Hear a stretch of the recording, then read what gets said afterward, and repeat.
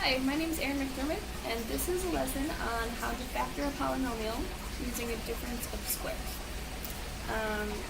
You might be given something like this on a high school math test or a college placement exam, and be told, factor this.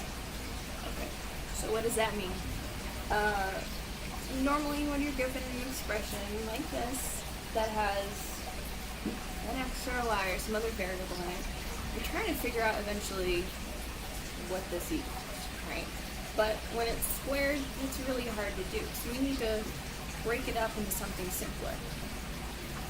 And in order to do that using perfect squares, this expression needs to have a couple conditions met. First of all, you need to check, is this a negative sign? Otherwise, if it's x squared plus 4, it's just not going to work. Condition 2 is you need to be able to find the square root easily of each side. So in this case, the square root of 4 is 2. Okay, that's easy. And the square root of x squared is x. X times x is x squared. Okay, so the two conditions are met. We can factor this out using a difference of squares. So first let me just show you how this magic trick works, and then afterwards I'll show you why. So we get our two set of parentheses here. We're going to break down the equation into. First we're going to look at this first term, x squared. We already said the square root of x squared is x. So we put that here and here. Now let's look at the second term, 4. The square root of 4, we said was 2.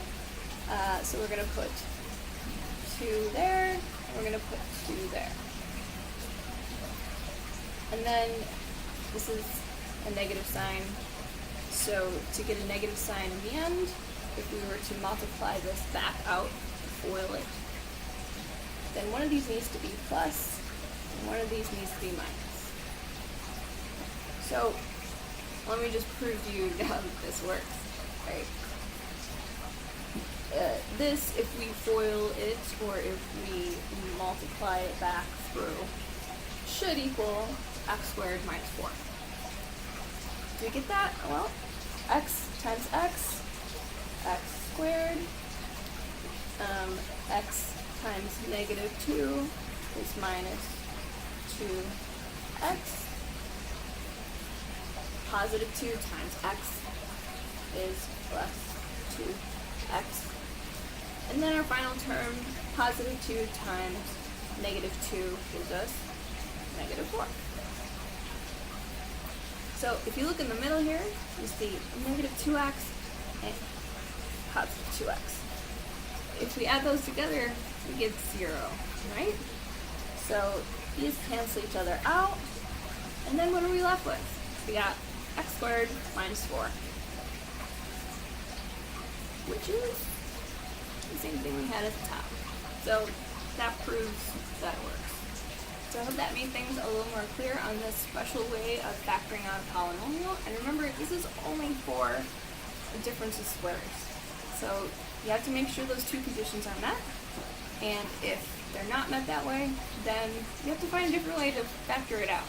It's just not sure. Good luck.